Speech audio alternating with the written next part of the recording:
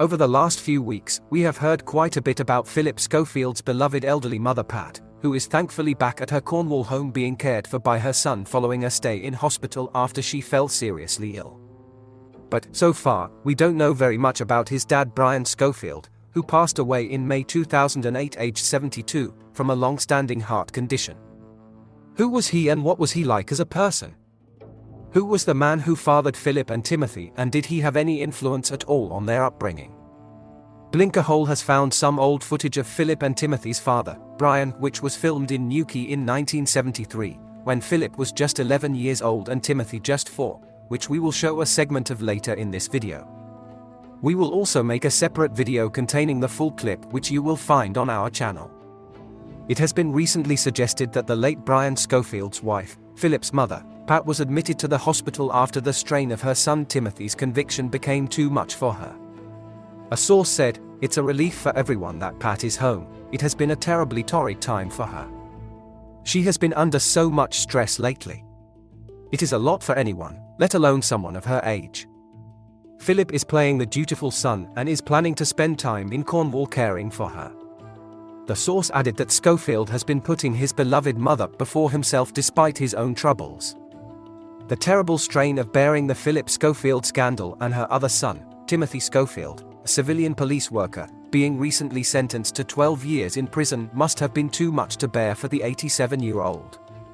Timothy Schofield allegedly committed the offences while working for Avon and Somerset Police. At the time, the court had heard how, shocked, Phillip replied, "What did you just say?" after his brother confessed. Timothy went to his brother's house on September 2021 and admitted he had time with a teenager. Phillip replied, "What the hell is time? That should never happen again." Prosecutor Pete Stellard had said, the defendant is 7 years younger than Phillip and they had not been particularly close growing up. However, in December 2019 the defendant told his brother he was gay. According to Phillip, the defendant traveled up that day, September 2021, and he was extremely agitated. His brother described him as very angry and distressed. The defendant also told his brother that he was impotent. The defendant then said his brother would hate him for what he was about to say. His brother said that he wouldn't. So where did the long and winding road to Phillip Schofield's downfall really begin? Well, he was born on April 1, 1962 in Oldham, near Manchester, and his family then relocated to Pentyre, in Newquay, Cornwall, when he was just 18 months old. "I've always been thankful that my mum, Pat, and dad, Brian, fell in love with Cornwall on their honeymoon," Schofield wrote in his book, Life's What You Make It. "Don't get me wrong, I'm proud of my Lancashire roots, but to grow up in the place where everybody else came on their holidays was lucky, and then some. The beach was core to the life of the town, our family and my school friends, though I have a problem with sand." His first summer job was working at an ice cream kiosk at Fistral Beach. "The ice cream kiosk was at the bottom of the steps at the Pentyre end of Fistral Beach," he wrote. "Landing a summer job in there was a triumph. Reasonable money, I could choose my hours, and occasionally a Pink Panther chocolate bar was thrown in too. Even now, the family tradition when I go back to Cornwall is a pasty one day, and then the next day, flounders, fish and chips, eaten out of the paper while overlooking Little Fistral, the wide Atlantic spread out in front of us. If you left the beach and travelled in a straight line, the next landfall would be Newfoundland." In 2014, he contributed massively to fundraising efforts to save Newquay's Hewis Hut at Little Fistral. The 14th century building had significantly deteriorated since it was refurbished in 2012, and locals raised more than £10,000 to regularly maintain it for the future.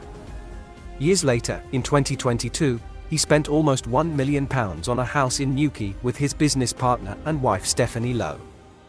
He and Steph have been separated since the ITV host came out as gay in 2020, but they are reportedly still very close. The company they jointly opened, Fistral Properties, purchased the property for £839,428. Blinkerhole has unearthed an old photograph of Bilbo, the very place his father, Brian, worked, which was located on Pargola Road in Newquay. It was a company which made the first surfboards in the UK. The following clip is of Brian Schofield, Phillip Schofield's dad, at work there in 1973.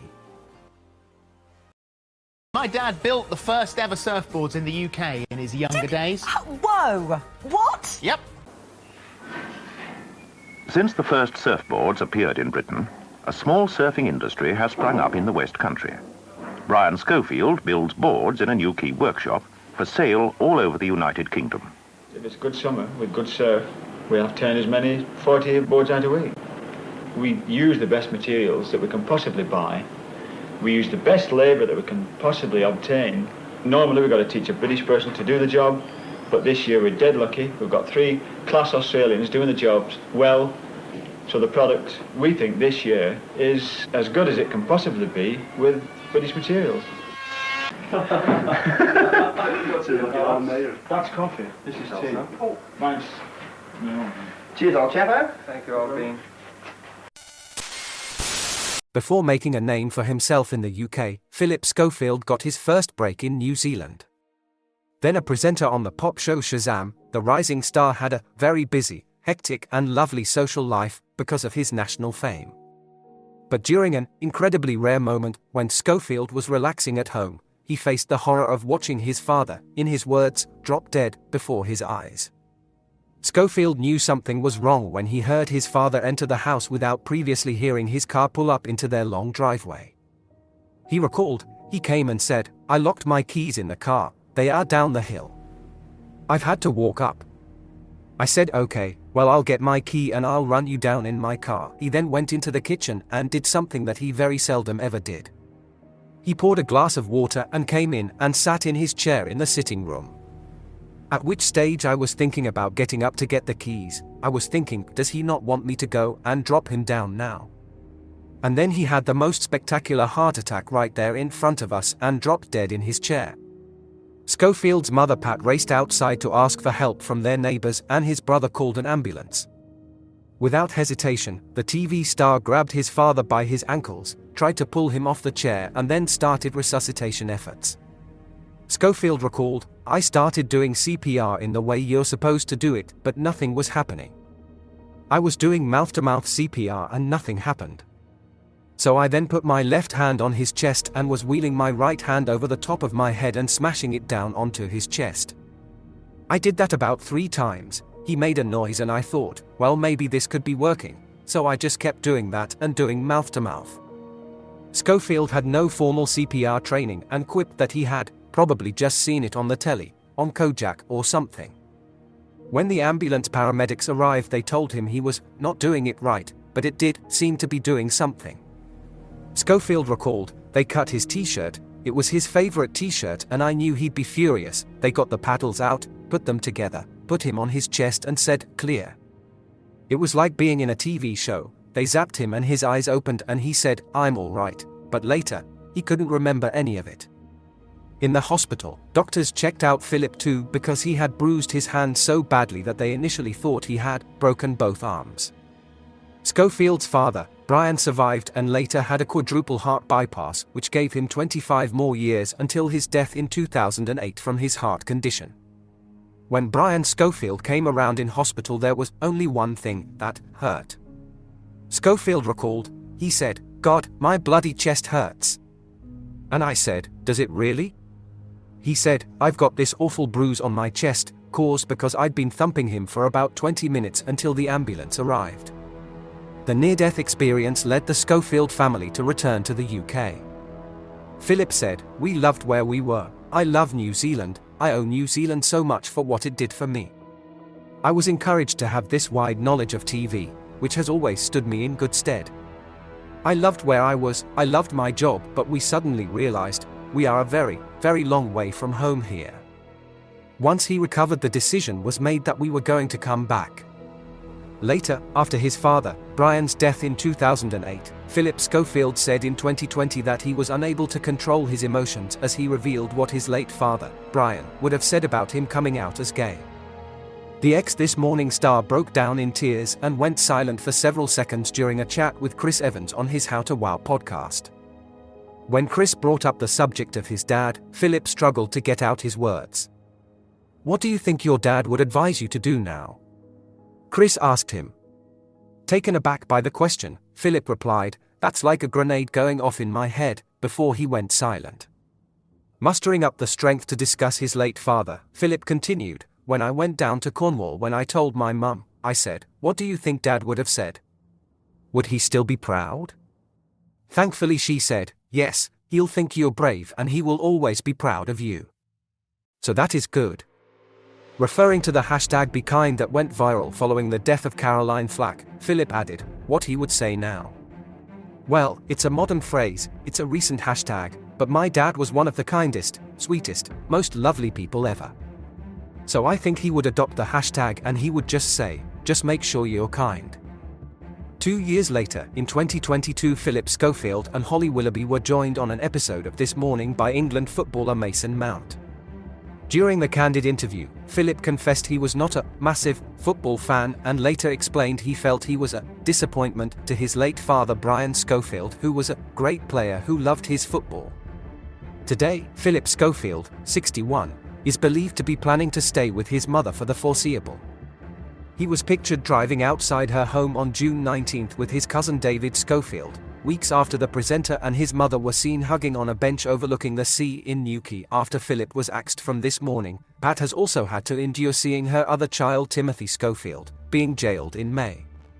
Phillip, who recently broke his cover for the first time in a month as he clutched his car keys, mobile phone, and a vape, has said he and his brother did not have a close relationship because of a 7-year age gap and Phillip's decision to leave home when his brother was aged 10. Fast forward 44 years and both brothers are surrounded in scandal despite their seemingly idyllic upbringing in Cornwall. Something, somewhere has obviously gone horribly wrong.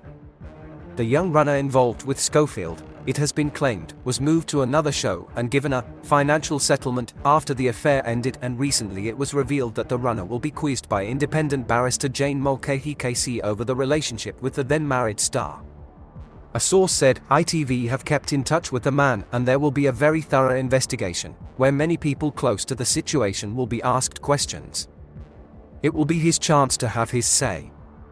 It could most definitely lead to some difficult reading for ITV's bosses. However, Piers Morgan has decided not to await the young man's side of the story and has yet again shown his support for Schofield, saying that Phillip is struggling in the wake of his ITV affair and scandal. Piers even says that Phillip could turn the ITV scandal into a book and make a TV return. Speaking at the Trick Awards, Piers said, "I've been in touch with Phillip and I think he's struggling. It's tough to leave any big job, let alone when it's a big scandal. But he'll be back. I think he can bounce back. I think the more it's gone on, the more people are thinking, what exactly did he do that was so heinous?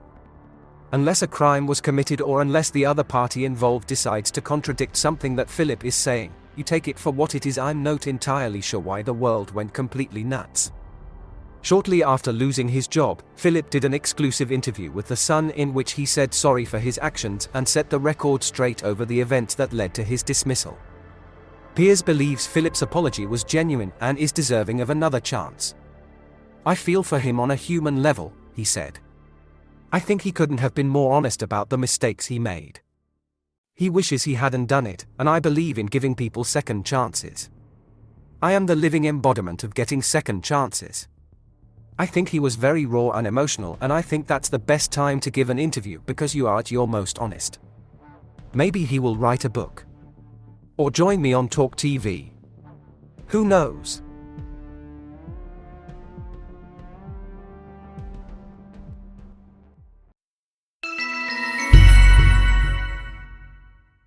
Please like and subscribe for more journeys through the Blinkerhole.